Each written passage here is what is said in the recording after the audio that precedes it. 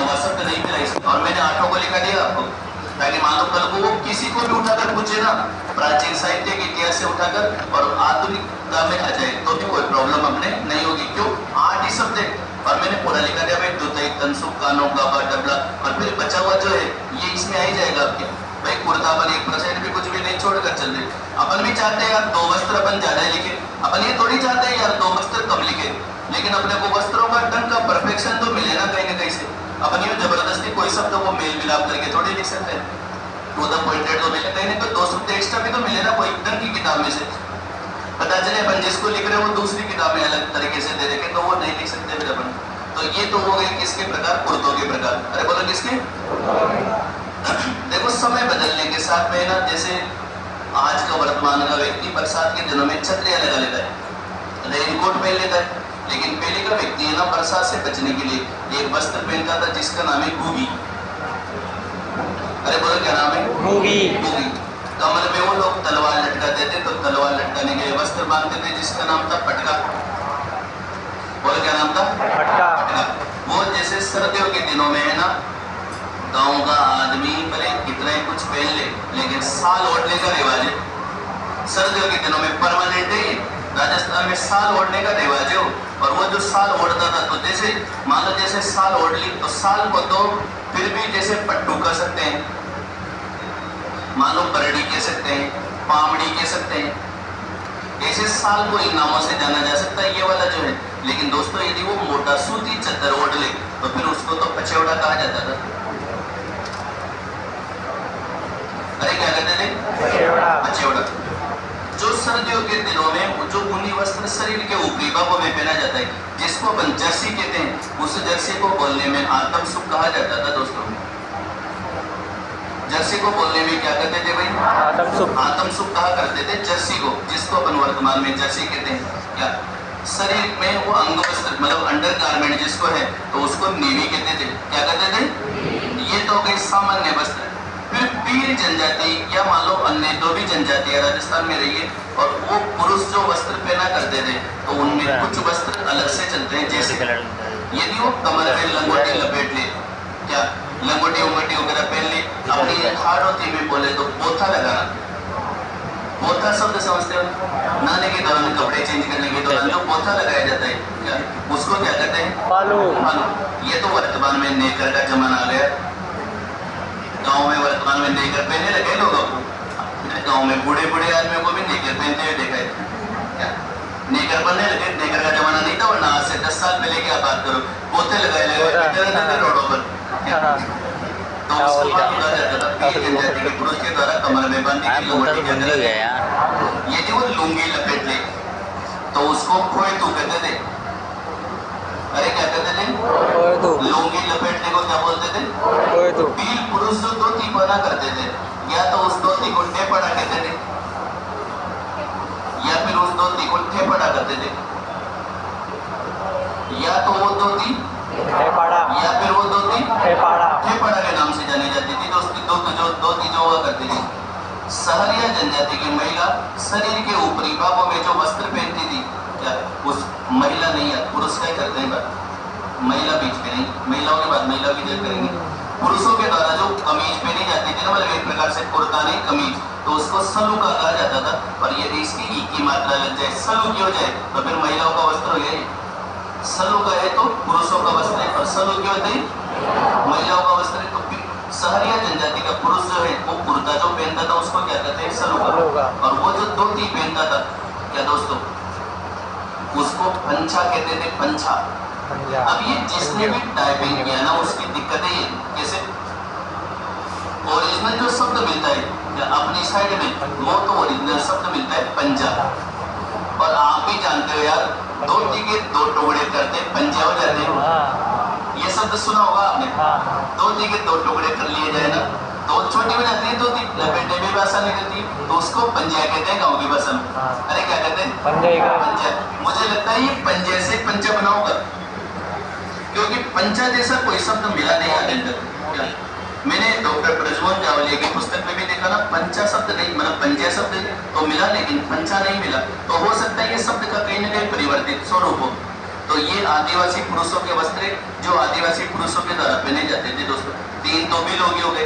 अपन चाहते ना तो वो जो बिल बने पुरुषों की जो पगड़ियां लिखी थी, जैसे पोतिया लिखा था ना, जैसे खपटा, अपन चाहते तो उन शब्दों को अपने यहाँ पे लिख सकते थे आराम से, क्योंकि बिलों की पगड़ी तो जाती पोतिया और साड़ियों की पगड़ी हो जाती खपटा।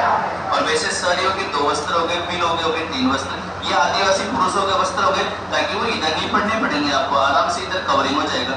ठीक है ना, ये पॉइंट बनाकर लिख लेंगे। फिर अपन फिर महिलाओं की बात करेंगे तो महिलाओं में जिसको साड़ी कहते हैं ना सब, वो साड़ी ओढ़नी कहलाती है। वो साड़ी क्या कहलाती है?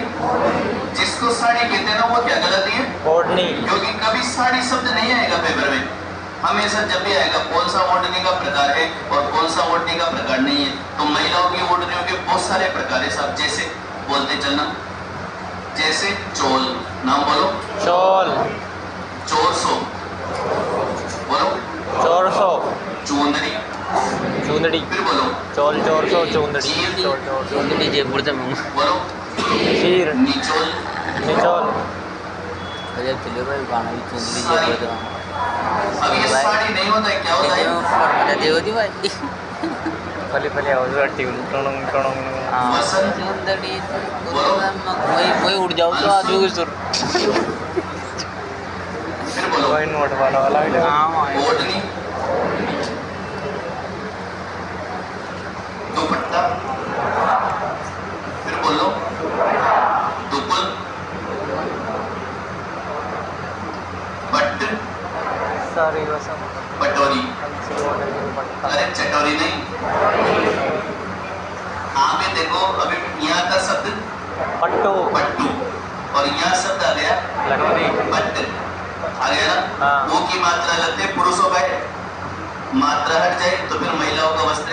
और वर्तमान में पेपर में पूछता है आजकल वो पट्ट है क्या, और पूछ लेगा कि पुरुषों का वस्त्र महिलाओं का वस्त्र, यह एक विशेष प्रकार का वेशभूषा, इस प्रकार का कोई भी पॉइंट उठाकर पूछ लेगा। तो आप ध्यान रखना, वो की मात्रा हट जाए दिक्कत आ रही है यहाँ पर। पट्ट तो है महिलाओं का, पट्टू है पुरुषों का। यहाँ सब 2 शब्दों का खेल है। और मेरे हिसाब से तो है ना, आप इसको एक सूत्र में पिरो लो। चोचो चूची, या कल्चर में तो ऐसे सूत्र मिलेंगे आपको।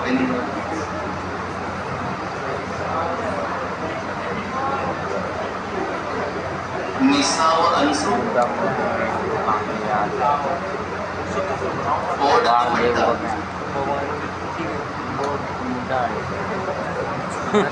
वो भी चौदह चौथी निशा व अंशु और दुपट्टा।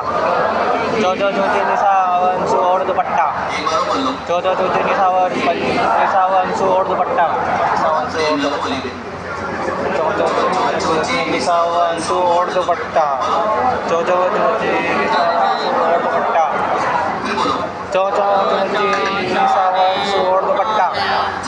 चौथी निशा व अंशु और दुपट्टा। दुपट्टा।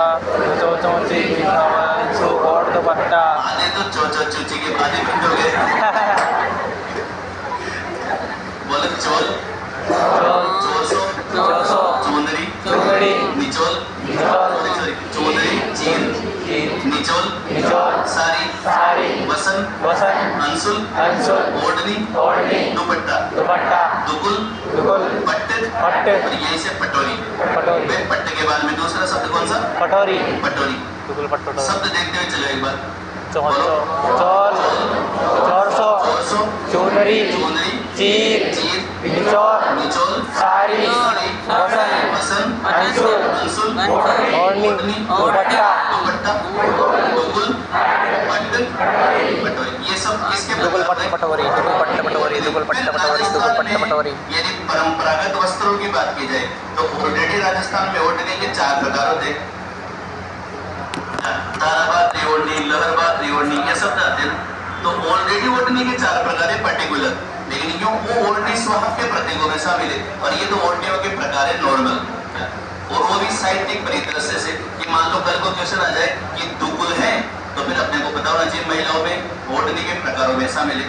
और यहाँ तो शब्दावली का खेल है, बस आपको जितने शब्द ज्यादा याद है ना वेशभूषा में, आभूषणों में, बस यूँ मानकर चलो, फिर अपने को कोई दिक्कत नहीं है। तो लिखते चलना दोस्तों। पुरुषों के वस्त्र अपने पॉइंट बनाओ, ऐसे बनाओ बेटा। अंग्रेजी एक छोटे छोटे पार्टों में कवर करते चलना है। अंग्रेजी के प्रकार तो लिख लिए मैंने, अब पर्सनल अंग्रेजी लिख रहे हैं मैंने, या तो मैंने पॉइंट नहीं बनाओ तो उसमें आगे बना के लिख दो, ऐसे कैसे डायरेक्ट। आप तो बनाए लो अंग्रेजी कोष्टक में होंगी, अंग्रेजी कोष्टक में होंगी।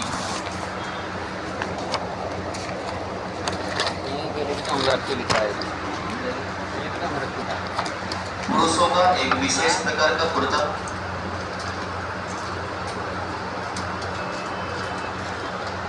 पुरुषों का एक विशेष प्रकार का अंग्रेजी था ही। पुरुषों का एक विशेष प्रकार का कुर्ता,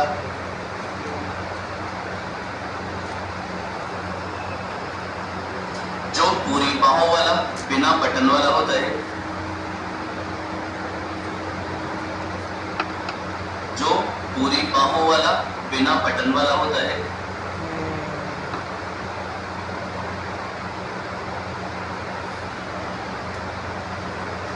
जो पूरी बाहों वाला बिना बटन वाला होता है, बिना बटन वाला होता है, होता है। नेक्स्ट है जवाब अगली लाइन में। सफेद रंग की अंगरखी बुगतरी कहलाती है, सफेद रंग की अंगरखी बुगतरी कहलाती है।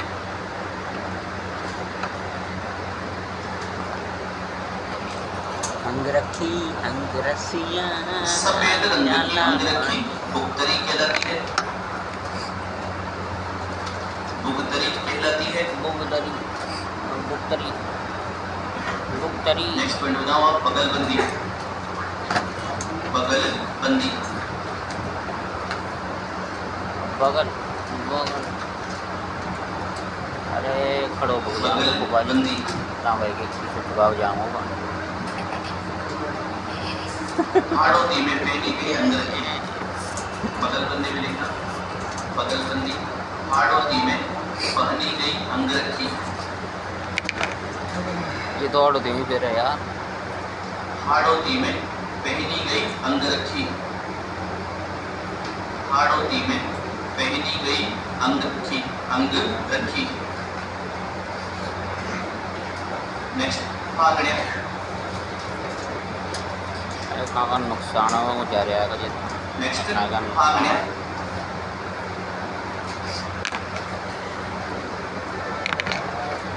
फागण्या फूल पत्तियों की छपाई वाला कुर्ता,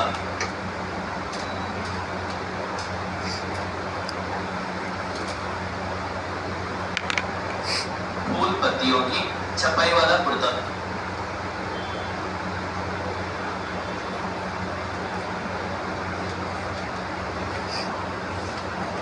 फूल पत्तियों की छपाई वाला कुर्ता।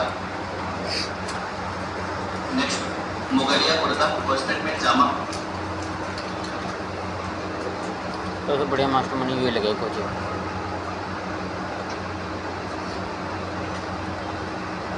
तो सोप न करे मैं मोसी हो है उसी हो है। मुगलिया कुर्ता, वेस्टर्न में जामा,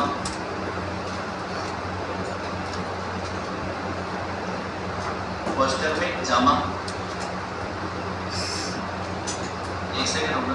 वो जाने कौन सा एक नाटक आता है ना, अकबर और जाने कौन सा, जोधा अकबर, जो भी, जिसमें आपको याद हो ना अकबर की कभी वेशभूषा आपने को ना तो ऐसे ड्रेस पहने रहता है, यहाँ तक चिपकी हुई, फिर नीचे से घेरदार, जैसे छोटी बच्चियों के फ्रॉक होती है ना, वो वाली स्टाइल में वस्त्र रहता है उसके, फिर नीचे मतलब चूड़ीदार पायजामा। तो वही वस्त्र जो है ना दोस्तों मुगलिया कुर्ता है, जिसके कॉलर वॉलर नहीं होते, बिना कॉलर वाला होता है। क्या बिना कॉलर वाला जो वस्त्र होता है ना, तो फिर वो क्या कहलाता है, मुगलिया कुर्ता कहलाता है। उसी को क्या कहते हैं, जामा, है ना। और क्वेश्चन आ जाए ना भाई ये वस्त्र किसके समान, तो बालिकाओं के फ्रॉक जैसा होता है। ये वस्त्र किसके जैसा होता है, तो लिखना कमर तक चिपका हुआ और नीचे से घेरदार, कमर तक चिपका हुआ और नीचे से घेरदार। चिपका हुआ और नीचे से घेरदार।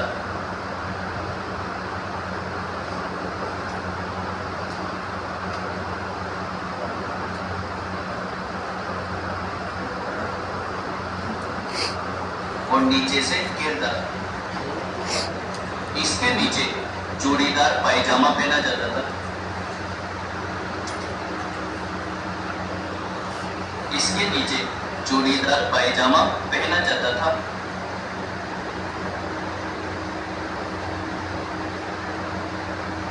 इसके नीचे जोड़ीदार पायजामा पहना जाता था।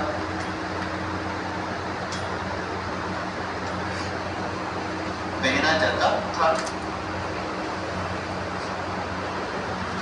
इसका वर्तमान में सर्वाधिक प्रयोग, इसका मतलब किसका? मुगलिया कुर्ता का नहीं, चूड़ीदार पायजामे का। इसका के पीछे लिख लो भले आप, तो चूड़ीदार पायजामा।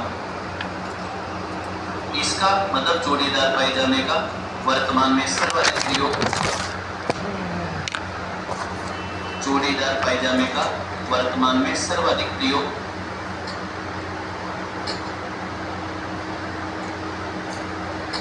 चूड़ीदार पायजामे का वर्तमान में सर्वाधिक प्रयोग पोलो खेलने वाले खिलाड़ी करते हैं। पोलो खेलने वाले खिलाड़ी करते हैं।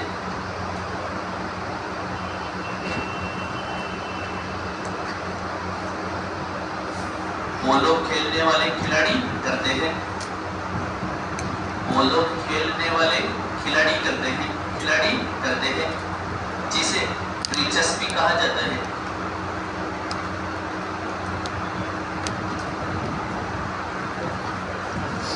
जिसे दिलचस्पी कहा जाता है।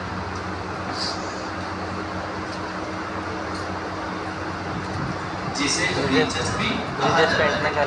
दिलचस्पी कहा जाता है। Next, boogie.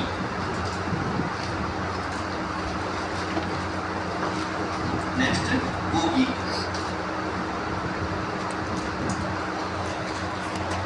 बरसात से बचने के लिए, बरसात से बचने के लिए बूगी का प्रयोग किया जाता है। बूगी का प्रयोग किया जाता है।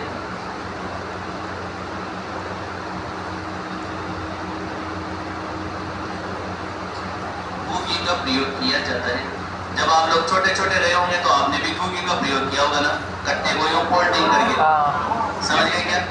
बस वही है बूगी। कट्टे को बनी बनाई ये भी बूगी आती थी। फोल्ड कर देती थी। वही रेनकोट था उस जमाने का। क्या रेनकोट की शुरुआत वहीं से हुई। अरे समझ गए क्या? कट्टो 4 कोट पटका घुसाले भीतर बोलो ऐसा बनाओ। खूप मजा आली. अरे तमाशा चलेगा। तू तो बड़ी आवाज होगा. कमर में तलवार लटकाने के लिए, अरे वो उसी लाइन आवाज काटे। कमर में तलवार लटकाने के लिए, तलवार लटकाने के लिए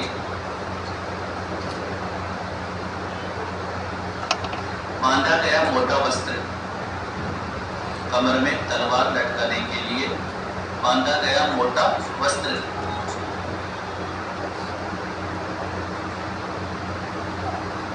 बांधा गया मोटा वस्त्र। नेक्स्ट, पट्टू, परड़ी, पामड़ी। पट्टू, परड़ी, पामड़ी। पट्टू, परड़ी, पामड़ी। देश लगा के मुनी शोल, मुनी शोल।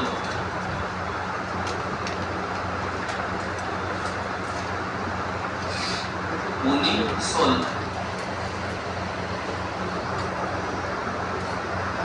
जो जैसलमेर की प्रसिद्ध है। मुनी शोल जो जैसलमेर की प्रसिद्ध है।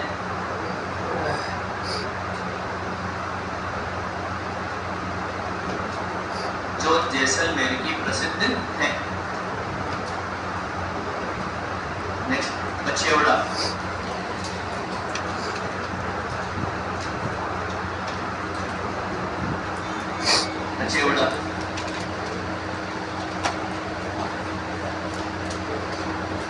सर्दियों के दिनों में ओढ़ा गया मोटा सूती चादर। सर्दियों के दिनों में ओढ़ा गया मोटा सूती चादर। सर्दियों के दिनों में ओढ़ा गया मोटा सूती चादर। सर्दियों के दिनों में ओढ़ा गया मोटा सूती चादर।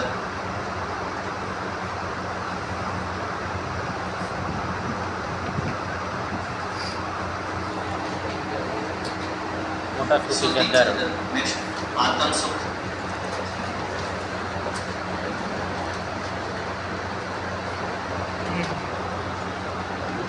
आत्म सुख।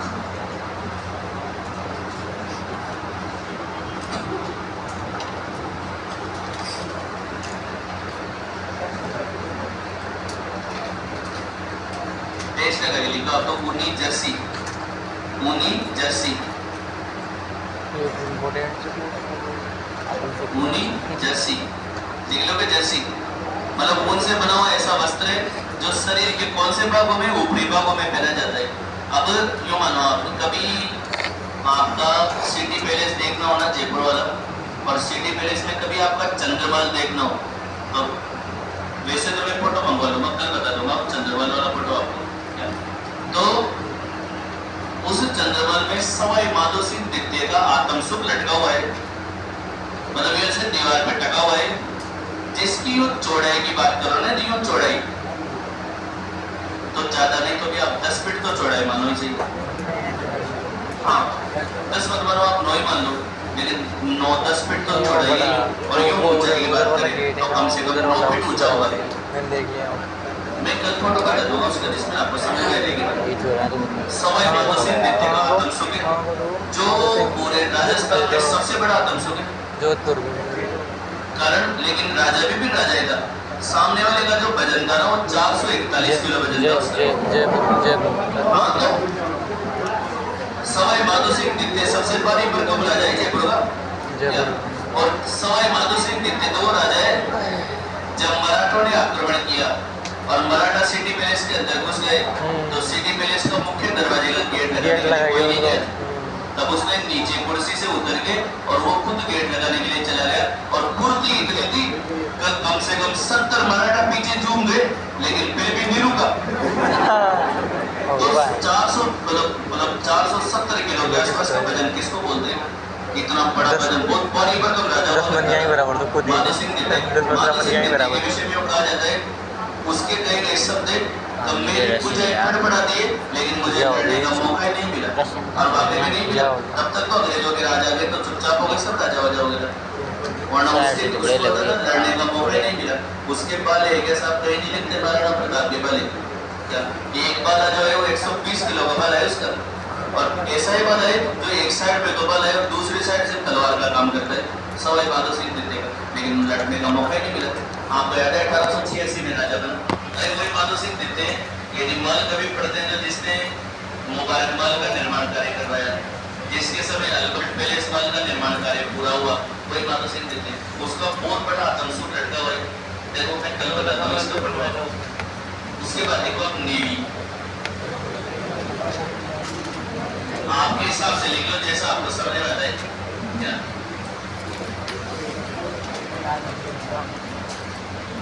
और 200 समझना इसके बाद में आप लिख लिया। देखो एक शब्द तो होता है पुरुषों के द्वारा गले में 1 मीटर सूती कपड़ा, जब नीवी लिख लिया ना, पुरुषों का कच्चा लिख लो आप, वैसे नहीं समझ लो, फिर जो समझ में आए वो लिख लो, मैं लिख दी और लिख के इधर देखो। इतना क्या सोचना, मीटिंग करके लिखो कि मैं क्या लिख रहा है।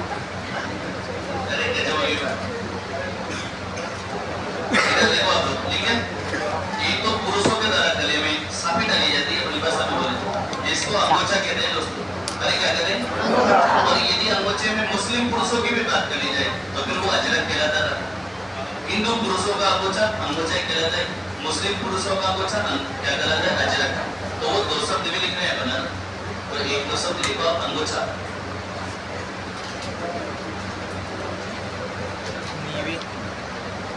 पुरुषों का चड्डी। अंगोसा लिखना। पुरुषों के द्वारा गले में डाला गया सूती वस्त्र। पुरुषों के द्वारा गले में डाला गया सूती वस्त्र।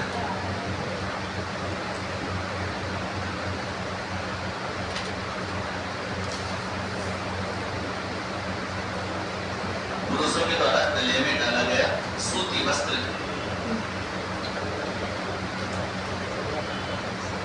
सूती वस्त्र। और दूसरा लिखो अजरक।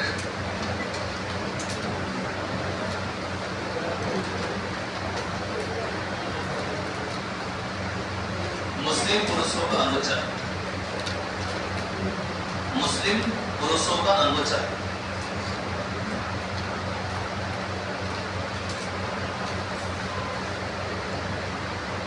मुस्लिम पुरुषों का अंगोछा। अंगोछा। अब देखो अंगोछा का कोई कार्यकलाप फिक्स नहीं है। अंगोछा किसी भी काम में लिया जा सकता है। नहाते समय बांधकर लंदाया जा सकता है, शरीर पोछा जा सकता है, मुंह धो के पोछा जा सकता है, सब्जी अपनी लटका के लाया जा सकता है, या फांसी लगाने में काम में लिया जा सकता है। कोई भी किसी भी प्रकार का अंगोछा होता है वो वाली कंडीशन है। अंगोछा का बहुत काम होता है। ग्रामीण क्षेत्र में तो व्यक्ति साफी के बिना घर से बाहर ही नहीं निकलता। सर्दियों के दिनों तो सिर के ऊपर बांध लो, लड़ाई झगड़ा हो तो भी सिर के ऊपर बांध लो। ऐसे 10 तरह के काम आता है। बोला था या नहीं आता? इसके बाद पॉइंट बनाना आप आदिवासी जनजातीय पुरुषों के वस्त्र। आदिवासी जनजातीय पुरुषों के वस्त्र।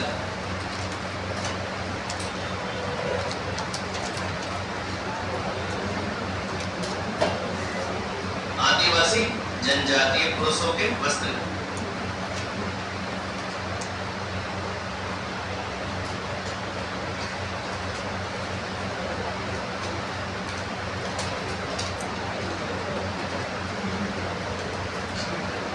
आलू।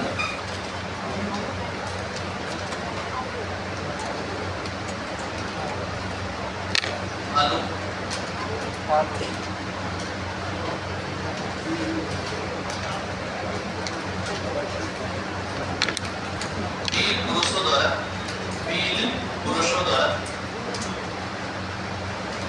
पुरुषों द्वारा कमर में बांधी गई लंगोटी। पुरुषों द्वारा कमर में बांधी गई लंगोटी।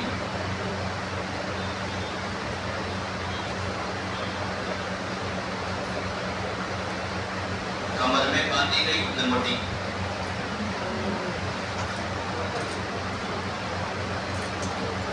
नेक्स्ट कोयतू।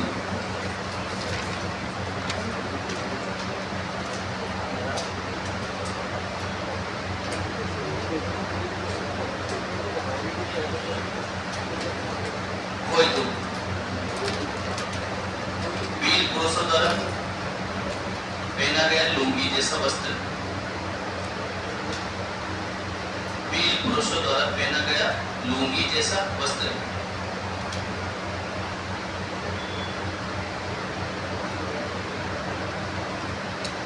लुंगी जैसा वस्त्र। वीर पुरुषों द्वारा पहना गया लुंगी जैसा वस्त्र। नेक्स्ट ठेपड़ा ओब्लिक ठेपड़ा।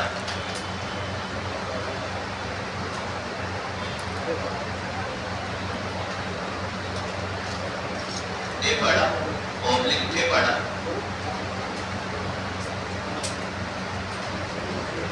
वीर पुरुषों द्वारा पहनी गई तंग धोती।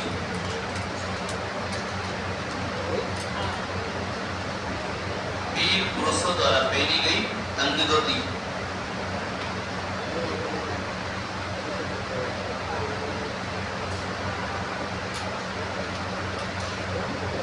वीर पुरुषों द्वारा पहनी गई तंग धोती।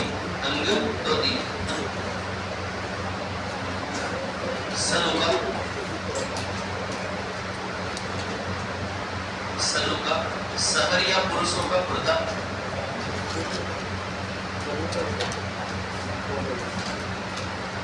सहरिया पुरुषों का कुर्ता।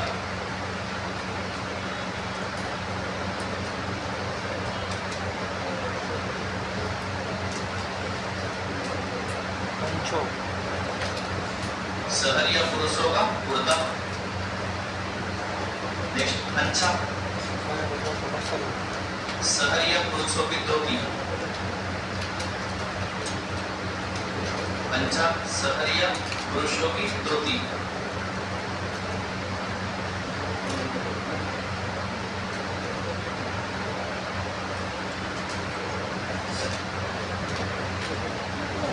नेक्स्ट महिलाओं के वस्त्र।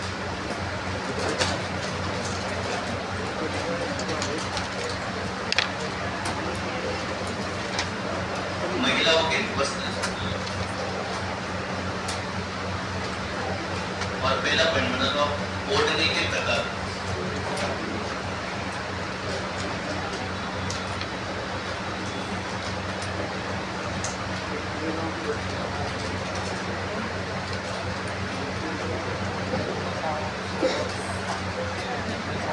ओढ़ने के प्रकार, और ये तो सूत्र लिख लो आप नीचे वाला जो जो जो निसावन सो ओढ़ दुपट्टा।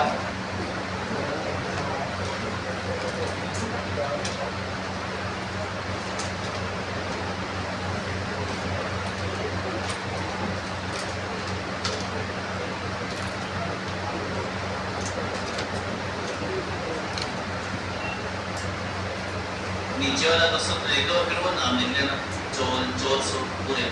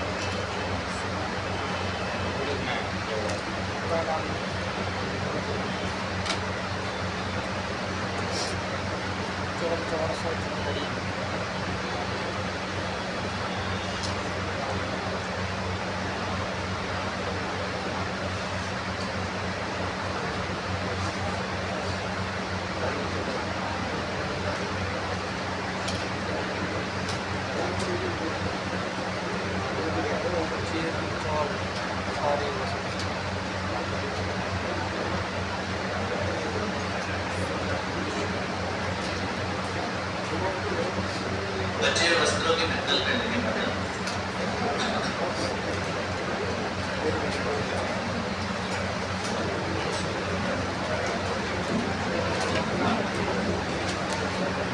ओढ़नी